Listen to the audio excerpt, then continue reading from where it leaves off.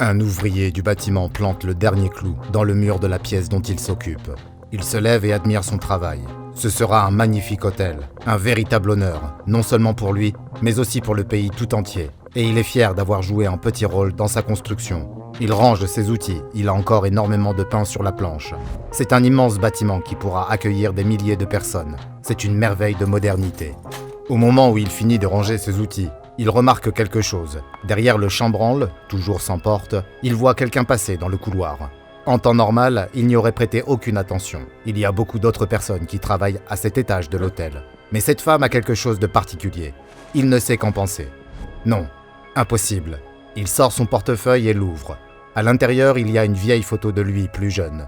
À ses côtés se tient la plus belle femme qu'il ait jamais connue. Elle fut sa première véritable amie, sa meilleure amie, et il a toujours espéré que cela se transformerait peut-être en autre chose. Ils ont grandi ensemble, partagé tant d'expériences, mais ils ont fini par être séparés et se sont perdus de vue. Il n'a jamais pu la retrouver, mais comme en témoigne la photo dans son portefeuille, il n'a jamais cessé de penser à elle. Mais est-ce vraiment elle ? Il se précipite dans le couloir et l'interpelle. La femme s'arrête et se retourne. Elle porte une grande pile de boîtes qui lui cache le visage. Elle les pose et il découvre que c'est vraiment elle.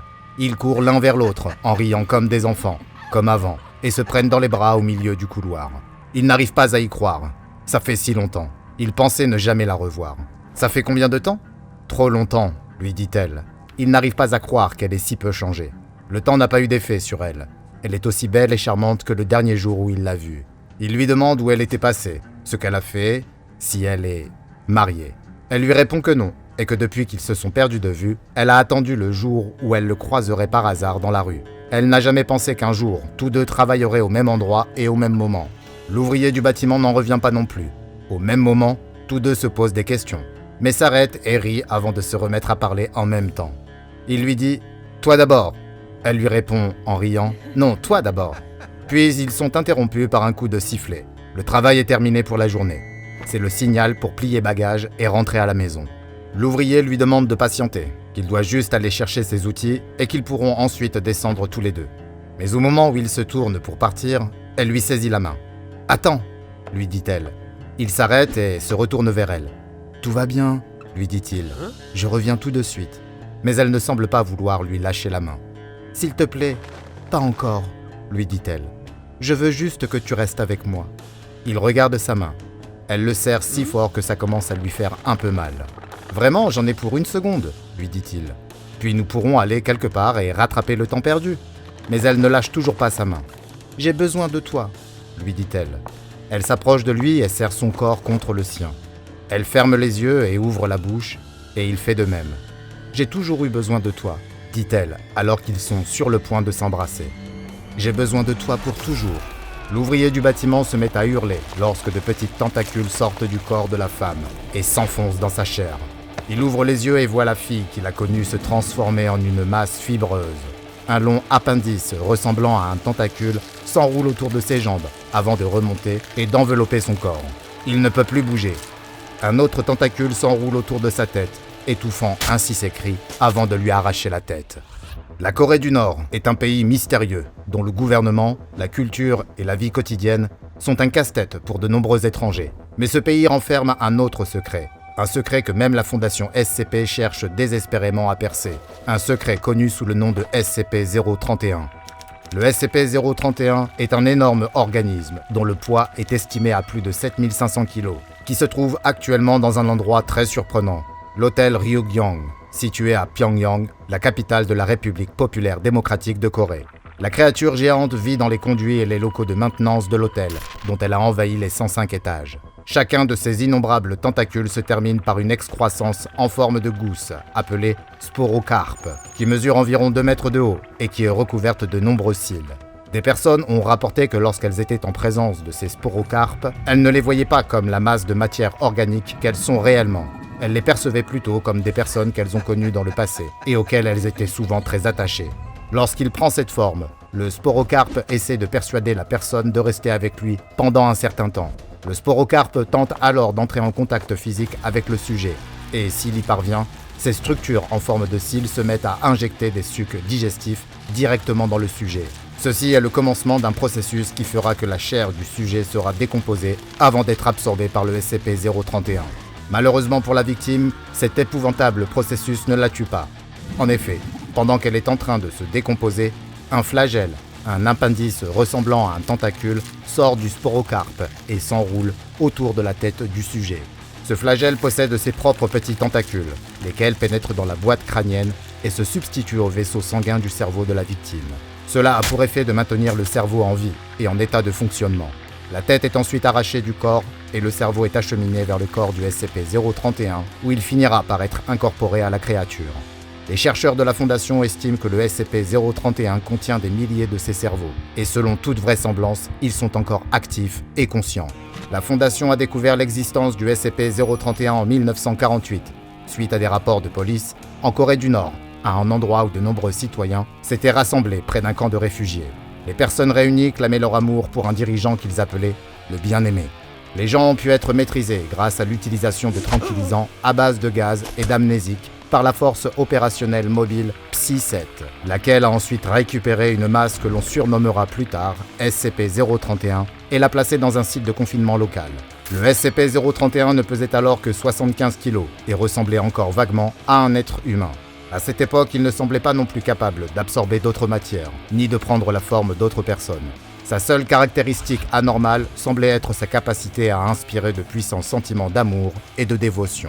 Le déclenchement de la guerre de Corée en 1950 a entraîné la destruction du site de confinement de la Fondation et toutes les anomalies qui s'y trouvaient se sont alors échappées. Après la fin de la guerre en 1953, toutes les anomalies échappées ont été retrouvées, à l'exception du SCP-031 qui a été présumé mort. L'anomalie disparue ne suscita plus guère d'intérêt jusqu'en 1992, lorsque la Fondation SCP eut vent de rapports faisant état de nombreux décès parmi les employés de l'hôtel Ruigyang. Une équipe mobile a été dépêchée à l'hôtel pour enquêter plus en profondeur. Mais aucun des membres n'étant revenu de la mission, l'hôtel a été condamné et tous les travaux ont été suspendus jusqu'à nouvel ordre. En 2008, en raison de l'infestation croissante de l'hôtel, toujours dépourvu de fenêtres, les autorités locales ont relancé les travaux afin d'y enfermer le SCP-031 à l'intérieur, ce qui a entraîné la mort d'un nombre encore plus important d'ouvriers. On estime qu'au plus fort de son invasion, plus de 75% des 3000 chambres de l'hôtel ont été infestées par le SCP-031, mais les efforts de remise en état ont permis de réduire considérablement ce nombre. Des lance-flammes sont à même de détruire les tentacules et les sporocarpes du SCP-031, ainsi que tout membre du personnel ayant été absorbé par le SCP-031. Des mesures sont en cours et les autorités locales continuent de travailler avec la Fondation SCP pour faciliter le confinement ou la neutralisation de l'entité. Mais il y a autre chose d'étrange dans cette histoire. Les meilleurs experts de la Fondation SCP semblent avoir remarqué des similitudes avec le SCP-1427. Un gros bloc de bronze et de beryllium capable de transformer l'esprit se trouve également à l'intérieur de l'hôtel Ruigyang. Comment se fait-il que deux anomalies impactant toutes deux fortement le cerveau humain se situent au même endroit ? Des pistes nous sont fournies par le biais de communications confidentielles entre deux membres éminents de la Fondation. Les deux protagonistes évoquent les discordances évidentes qui existent quand les deux anomalies sont signalées au même endroit, au même moment. Aucun document ne fait référence à l'autre. Cela conduit à un étrange paradoxe selon lequel une anomalie ne peut exister que si l'autre n'existe pas. Or, les deux existent bel et bien. Les équipes envoyées pour enquêter sur le SCP-1427 découvriront le SCP-1427, et les équipes envoyées pour enquêter sur le SCP-031 découvriront le SCP-031, et la première équipe n'aura aucun souvenir d'avoir vu le SCP-031, et vice-versa.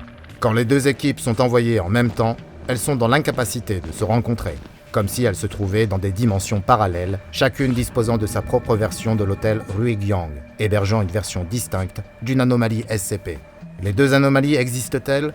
Ou bien peut-être qu'aucune des deux n'existe ? Les deux SCP seraient-ils en réalité le produit d'une troisième anomalie encore inconnue ? La réponse à ces questions demeure inconnue, du moins selon les deux responsables qui ont transmis les dossiers contradictoires. Tous deux ont été relevés de leurs fonctions dans des circonstances plutôt étranges, et pour l'instant, les deux fichiers sont toujours présents dans la base de données, tout comme les deux anomalies semblent être toujours présentes dans l'hôtel Ruigyang. Pour l'instant, cette anomalie classée Euclide est toujours contenue de la meilleure façon possible, dans les canalisations de la tour centrale de l'hôtel. Les 3 tours secondaires contiennent chacune un système de confinement de type 9 Heaven's Blade, qui permet de concentrer un champ magnétique en direction de la tour centrale. Ce système empêche les forces psychiques du SCP-031 de s'échapper de la structure et d'affecter le personnel hors site. Les équipes nord-coréennes, quant à elles, continuent de repousser les tentacules qui se propagent dans l'espoir de pouvoir un jour ouvrir l'hôtel. À présent, allez regarder une autre rubrique des dossiers du Dr Bob, comme le SCP-024, le jeu de la mort, pour découvrir un autre endroit anormal qui est à la fois étrange et très dangereux.